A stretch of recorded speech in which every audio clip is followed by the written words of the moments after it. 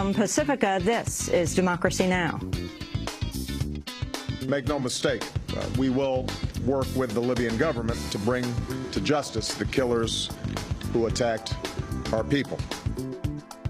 As the U.S. mourns the death of U.S. Ambassador to Libya, Christopher Stevens, demonstrators in Yemen stormed the U.S. embassy there, protesting an American-made film denigrating the Prophet Muhammad. We'll go to Yemen and Egypt, where protests have entered a third day. Then to one of the world's leading Islamic scholars, Tariq Ramadan, on Islam and the Arab Awakening. If you look at the situation in Tunisia and the situation in Egypt, they were there. Corruption, poverty, unemployment, all these, and many people who were visiting Egypt and dealing with Tunisia were saying it's going to implode. There is something which is not going right. The situation is very bad. So we knew that something could happen. And as new census figures show 46 million Americans are living in poverty, we'll speak with Tavis Smiley and Cornel West on The Rich and the Rest of Us, a Poverty Manifesto. It's issues of economic injustice, issues of class inequality, 1% of the population having 42% of the wealth. 2010, the top 1% got 93% of the income. And we're not talking about wealth at this point, income. Now that's morally obscene, yet 22% of our children of all colors, each one precious, living in poverty. That's an ethical abomination. All that and more coming up. Welcome to Democracy Now!, democracynow.org, The War and Peace Report. I'm Amy Goodman. Protests are spreading in the Middle East over a U.S.-made film considered blasphemous to Islam. Earlier today, hundreds of Yemeni demonstrators stormed the U.S. Embassy in Sana'a, smashing windows and burning cars before breaking through the compound's main gates. Protests have also occurred in Egypt, Iraq, Iran, Tunisia, and Bangladesh, as well as the occupied Gaza Strip. In Cairo, at least 13 demonstrators were injured today outside the U.S. Embassy. Police reportedly used tear gas to disperse the protesters after they threw stones and Molotov cocktails. The protests follow Tuesday night storming of the U.S. consulate in the Libyan city of Benghazi that left the U.S. ambassador Christopher Stevens and 3 staffers dead. On Wednesday, President Obama vowed to bring to justice those responsible for the killings, which he said would not break the ties between the U.S. and Libya. We reject all efforts to denigrate the religious beliefs of others. But there is absolutely no justification to this type of senseless violence. None. The world must stand together to unequivocally reject these brutal acts. Already, many Libyans have joined us in doing so, and this attack will not break the bonds between the United States and Libya. The Obama administration has dispatched an elite group of Marines to the Libyan capital of Tripoli and sent U.S. warships toward the Libyan coast in a bid to ramp up security of U.S. personnel. We'll have more on the protests throughout the Middle East after headlines. The response to the deadly attack in Libya has entered the presidential campaign after Republican nominee Mitt Romney used the tragedy to attack President Obama. Hours before the protests erupted in Cairo and Benghazi, the U.S. Embassy in Cairo issued a statement attempting to diffuse anger over the anti-Muslim film in question, saying, quote, "The embassy condemns the continuing efforts by misguided individuals to hurt the religious feelings of Muslims, as we condemn efforts to offend believers of all religions." That was before the Libya attack had taken place. But in a statement released Tuesday night, Romney's campaign took aim at Obama and made it appear the embassy's comments had followed the attacks. Romney's campaign said, quote, "It's disgraceful that the Obama administration's first response was not to condemn attacks on our diplomatic missions, but to sympathize with those who waged the attacks." Asked about the comments the following day, Romney stood firm. I also believe the administration was wrong to stand by a statement sympathizing with those who had breached our embassy in Egypt, instead of condemning their actions. It's never too early for the United States government to condemn attacks on Americans and to defend our values. Simply put, having an embassy which has been breached and has protesters on its grounds, having violated the sovereignty of the United States, having that embassy reiterate a statement effectively apologizing for the right of free speech is not the right course for an administration.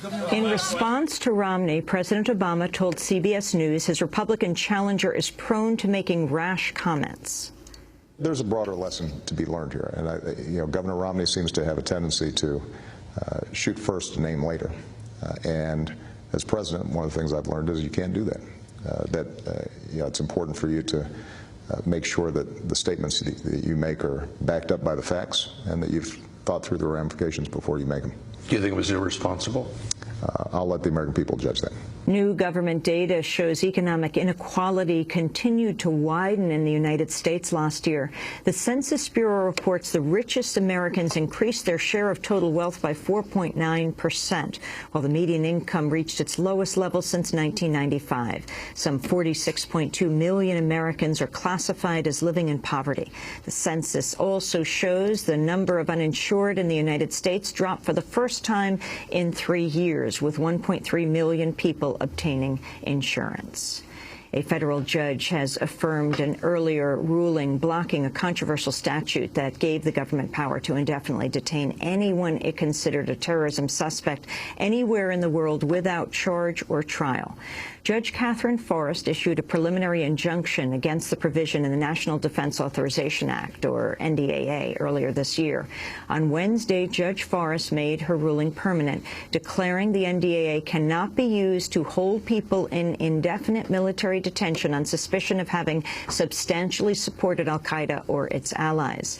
The decision marked a major victory for the group of journalists, scholars, and political activists who'd brought the case, arguing the provision was so broad it could easily infringe on freedom of speech.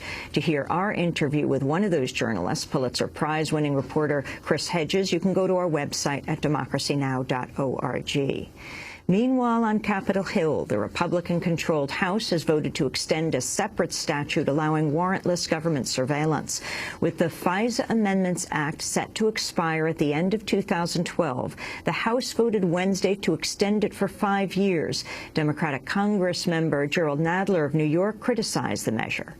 While it is certainly appropriate for our government to gather foreign intelligence, and while some degree of secrecy is obviously necessary, it is also vital in a free society that we limit government, protect the constitutional rights of Americans here and abroad, and limit warrantless spying to genuine foreign intelligence. Unfortunately, we have seen repeatedly how even the very minimal restraints Congress put on FISA have been violated. We should address those abuses.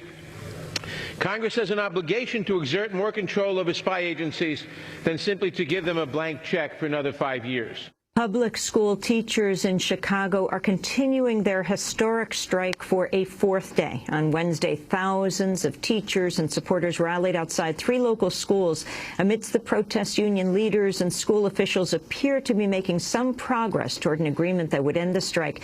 Chicago Teachers Union President Karen Lewis emerged from negotiations late Wednesday night, saying she was, quote, very happy with the status of the talks over the key issue of teacher evaluations.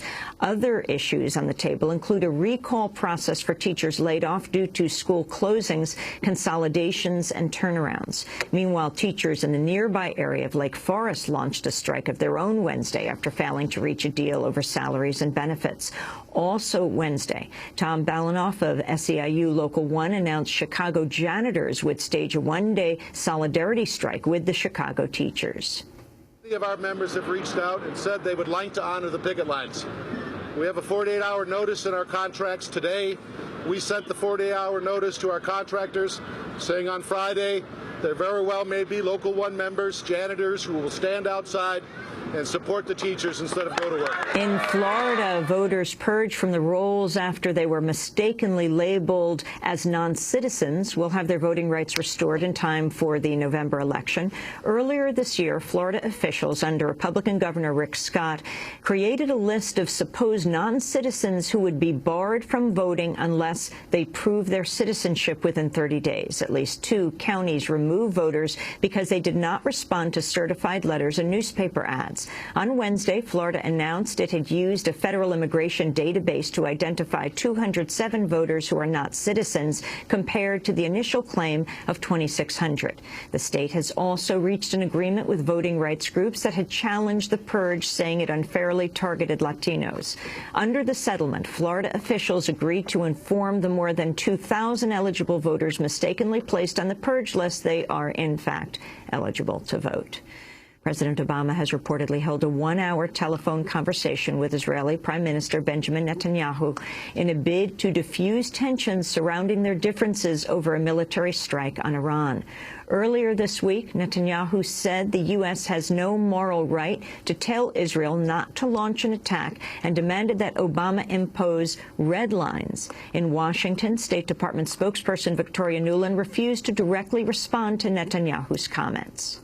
I'm not going to comment today on Prime Minister Netanyahu's statements, but as we said yesterday, we are in continuous consultation with the government of Israel, with our allies there, on what we're seeing in Iran, on the path forward, and we will continue to do so. But we don't think it's particularly useful to have those conversations in public. It doesn't help the process, and it doesn't help the integrity of the diplomacy. And more than 300 people have died in a pair of factory fires in Pakistan after workers were trapped inside and unable to escape. The deadliest of the fires occurred in Karachi, where around 250 people died at a garment factory. The factory lacked emergency exits and basic safety equipment, including alarms and sprinklers. It was one of the deadliest industrial accidents in Pakistan's history. And those are some of the headlines. This is Democracy Now!, democracynow.org, The War and Peace Report. I'm Amy Goodman. And I'm Juan Gonzalez. Welcome to all of our listeners and viewers around the country and around the world.